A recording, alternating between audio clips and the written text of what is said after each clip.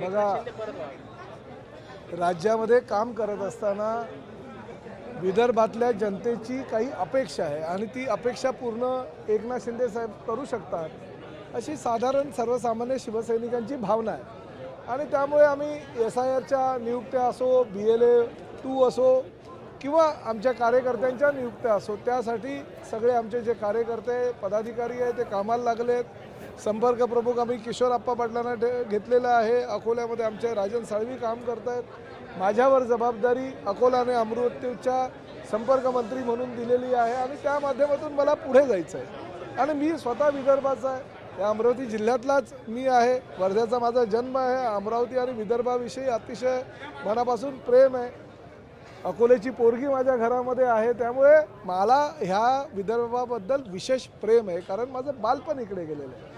आणि अशा ह्या विदर्भामध्ये काम करण्याची संधी एकनाथ शिंदे साहेबांनी आम्हाला दिलेली आहे। त्यामुळे हे आमचं म्हणजे आम्हाला दिलेली ही शाबासकी असं म्हणायला हरकत नाही। आणि त्यांच्या शाबासकीला पात्र ठरण्यासाठी ह्या विदर्भामध्ये आणि प्रामुख्यानं अमरावती जिल्ह्यामध्ये, आमच्या बुलढाण्यामध्ये किंवा आमच्या अकोल्यामध्ये जास्तीत जास्त शिवसेनेची ताकद कशी होईल, तर कशी वाढेल यासाठी आम्ही प्रामाणिक प्रयत्न करणार आहोत। 2029 मध्ये एकनाथ शिंदेंना मुख्यमंत्री केल्याशिवाय सुस्त बसणार बघा, सर्वसामान्य शिवसैनिकांना आजही असं वाटतं की आपला नेता हा मुख्यमंत्री व्हावा। एकनाथ शिंदे साहेब मुख्यमंत्री असताना त्यांनी केलेलं काम, महिला आमच्या ज्या भगिनी आहेत त्यांना दिलेलं 1500 रुपयाचं योगदान, हा आमच्या महिला भगिनी कधी विसरणार नाही। आणि त्यांच्या कार्यकाळामध्ये जे काही प्रश्न सुटलेले आहेत, आजही राज्याचे मुख्यमंत्री म्हणून जे देवेंद्र फडणवीस आणि उपमुख्यमंत्री म्हणून एकनाथ शिंदे साहेब काम करत आहेत। परंतु सर्वसामान्य कार्यकर्त्याला हे वाटत असतं की माझ्या पक्षाचा नेता हा मुख्यमंत्री व्हावा। आणि त्यामुळे कार्यकर्त्यांच्या ज्या काही भावना असतील तर त्या भावनांचा आदर करून ज्यावेळेस आम्ही पक्ष संघटना मजबूत करू, ज्यावेळेस आमच्या संख्याबळ आमदारांचं वाढेल, खासदारांचं वाढेल, जिल्हा परिषद सदस्यांचं वाढेल, नगरसेवकांचं वाढेल, महापौरांचं वाढेल, त्यावेळेस आम्ही निश्चितपणे हे सांगू शकू की नाही, आमचा नेता आता सर्वोच्च नेता झालेला आहे। प्रताप सरनाईकांची काय भावना आहे? नाही बघा, प्रताप सरनाईक तर एक कार्यकर्ता आहे।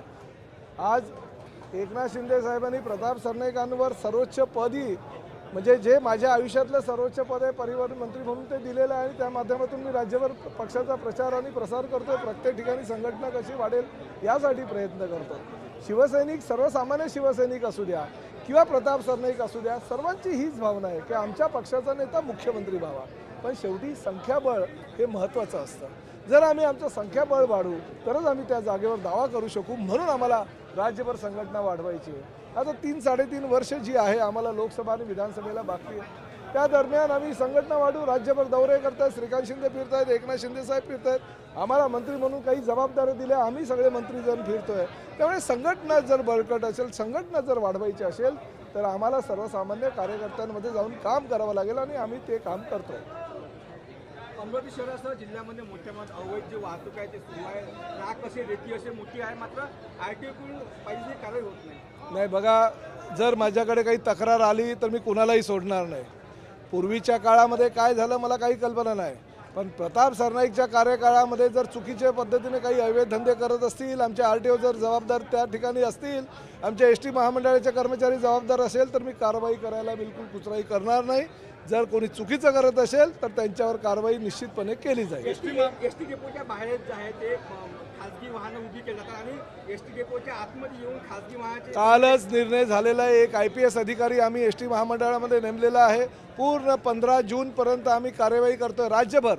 म्हणजे ST महामंडळाच्या जागा ज्या ज्या ठिकाणी आहे, ज्या ज्या ठिकाणी ST डेपोचे ST स्टँड आहे, त्याच्या 200 मीटर परिसरामध्ये एकही खाजगी बस जरी दिसली, खाजगी वाहतूक करणारी कुठलीही गाडी दिसली तर त्यांच्यावर ताबडतोब कारवाई करण्याच्या सूचना मी दिलेल्या आहेत, माझ्या RTOच्या अधिकाऱ्यांना दिलेल्या आणि ST महामंडळाचे आमचे IPS अधिकारी म्हणून ज्यांना नेमणूक केलेली आहे त्यांनाही जबाबदारी दिलेली आहे। आणि तसं परिपत्रक कालच आमच्या ST महामंडळाच्या माध्यमातून राज्यभर गेलेलं आहे। सर, अमरावती जिल्हा मध्यवर्ती जे बसस्थानक आहे, या बसस्थानकातून राज्याच्या कानाकोपऱ्यात रोज अनेक बस जात असतात, रात्री पाळीला जे ड्रायव्हर कंडक्टर असतात ज्या ठिकाणी झोपतात त्या ठिकाणी अत्यंत वाईट परिस्थिती। बघा, प्रताप सरनाईक परिवहन मंत्री म्हणून आता 1-1.25 वर्ष झाले। त्या कार्यकाळामध्ये 8300 आता नवीन बसेस आमच्या आलेले आहेत, त्या आता चालू आहे।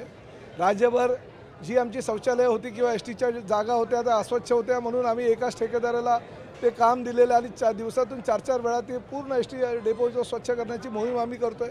एस टी महामंडळाच्या ज्या ज्या ठिकाणी आमच्या जागा आहेत आणि आमचे ड्रायव्हर कंडक्टर राहत आहेत त्यांना 24 तास मुबलक हे गरम पाणी आंघोळीसाठी मिळावं, 24 तास थंड पाणी पिण्यासाठी मिळावं, त्यांना राहण्याची सोय व्यवस्थित व्हावी यासाठी सुद्धा आम्ही त्या ठेकेदाराला कार्यादेश दिलेला आहे. त्यामुळे भविष्यामध्ये आमच्या एस टी महामंडळाच्या कर्मचाऱ्यांनी काही काळजी करायची गरज नाही, प्रत्येकाला न्याय दिला जाईल. शिवशाही बसमध्ये जे आहे अधिसूचित पत्रकारांना आधी संधी होती, मात्र आता शिवाई बसमध्ये अधिसूचित पत्रकारांना संधी नाही आहे. नाही बघा, पत्रकारांच्या बाबतीत सकारात्मक राज्य शासन आहे आणि आदरणीय मुख्यमंत्र्यांनी तुमचे जे यदू जोशी आहे त्यांनी चर्चा केली आणि सर्वसामान्य पत्रकारांना सर्व बसेसमध्ये कशी सवलत देता येईल यासाठी आम्ही प्रयत्न करतो.